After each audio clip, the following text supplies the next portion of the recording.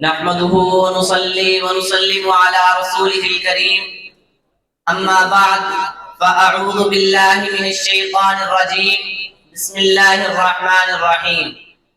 إن الأرض لله يورثها من يشاء من عباده صدق الله العظيم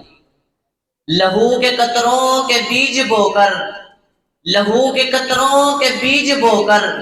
ہزاروں گلشن سجانے والوں نچوڑ کر خون جگر سے اپنے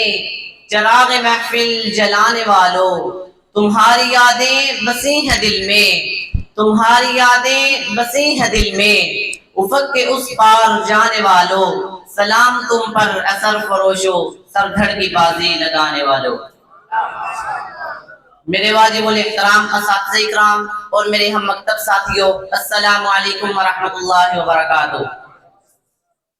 میری آج کی تقریر کا موضوع ہے تحریک پاکستان میں علماء دیوبند کا کردار۔ سامعین محترم، ہندوستان میں جب انگریز آیا تو علماء اسلام اور اکابر دیوبند نے انگریز کو دشمن اسلام اور دشمن مسلمان سمجھتے ہوئے اس کا راستہ روکنا اپنا ایمان سمجھا۔ ہندوستان میں انگریز کے ناپاک قدم لگتے ہی ہر طرف ظلم ہی ظلم ہونے لگا، اسلام کے خلاف خطرناک سازشیں بڑھنے لگی۔ تو ان حالات میں ہندوستان میں انگریز کے خلاف بہت سی تحریک علماء اسلام نے چلائی، جن میں تحریک بالاکوٹ انگریز اور سکھ مظالم کے خلاف چلائی گئی، جس کی قیادت سید احمد شہید رحمہ اللہ اور شاہ اسماعیل شہید رحمہ اللہ نے کی۔ 1857 کی جنگ آزادی کی تحریک چلی تو شاملی کے میدان میں انگریز کے خلاف جہاد کی قیادت کرنے والے حاجی امداد اللہ مہاجر مکی، مولانا قاسم نانوتوی، مولانا رشید احمد گنگوہی اور حافظ ضامن شہید رحمہ اللہ تھے۔ تحریک ریشمی رومال انگریز کے خلاف ایک منظم حکمت عملی سے چلائی گئی تو قیادت کرنے والی شخصیت شیخ الہند حضرت محمود الحسن رحمہ اللہ کی تھی۔ حصول پاکستان کے لیے تحریک پاکستان چلی تو قیادت حکیم الامت حضرت مولانا اشرف علی تھانوی رحمہ اللہ، مولانا شبیر احمد عثمانی رحمہ اللہ اور مولانا ظفر احمد عثمانی رحمہ اللہ کرتے ہوئے نظر آتے ہیں۔ سامعین محترم، قیام پاکستان میں علماء کی کردار کو فراموش کرنے والوں کو بانی پاکستان کا یہ فرمان سنا دینا چاہتا ہوں کہ اگر علماء میرا ساتھ نہ دیتے تو پاکستان نہ بنتا،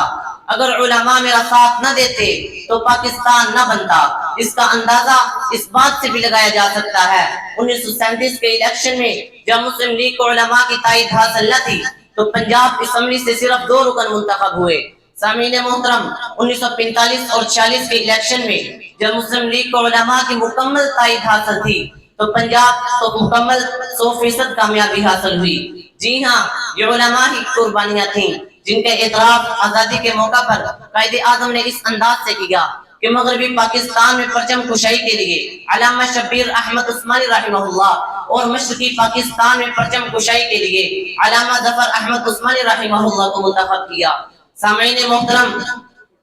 آج ایک تاریخی مغالطہ دور کر دینا چاہتا ہوں کہ علامہ اقبال مصور پاکستان کہلاتے ہیں، اس لیے کہ 1930 کے خطبہ الہ آباد میں انہوں نے ایک الگ اسلامی ریاست کا تصور پیش کیا۔ سامعین محترم، اگر تصور پیش کرنا کسی بھی مملکت کی بنیاد کی سب سے پہلی اینٹ ہے تو یہ پہلی اینٹ رکھنے کی سعادت بھی ایک عالم دین کو حاصل ہے، جس کی گواہی مولانا عبد الماجد دریابادی رحمہ اللہ نے ان الفاظ میں دی۔ فرمایا 1928 میں ہم نے حکیم الامت سے یہ الفاظ سنے کہ دل یوں چاہتا ہے ایک خطے پر اسلامی حکومت ہو، زکوٰۃ کا نظام رائج ہو، بیت المال ہو، شرعی عدالتیں ہو، لیکن دوسری قوموں کے ساتھ مل کر یہ نتائج کہاں حاصل ہو سکتے ہیں؟ اس لیے مسلمانوں کی ہی ایک جماعت ہونی چاہیے اور اسی کو ہی یہ کوشش کرنی چاہیے۔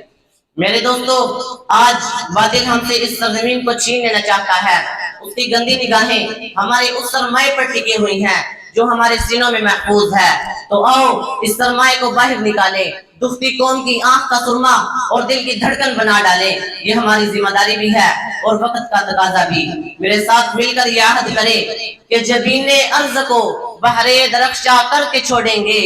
جبین ارض کو بحر درخشاں کر کے چھوڑیں گے، ہم ان ذروں کو تاروں سے بھی تاباں کر کے چھوڑیں گے۔ وما علینا الا البلاغ المبین۔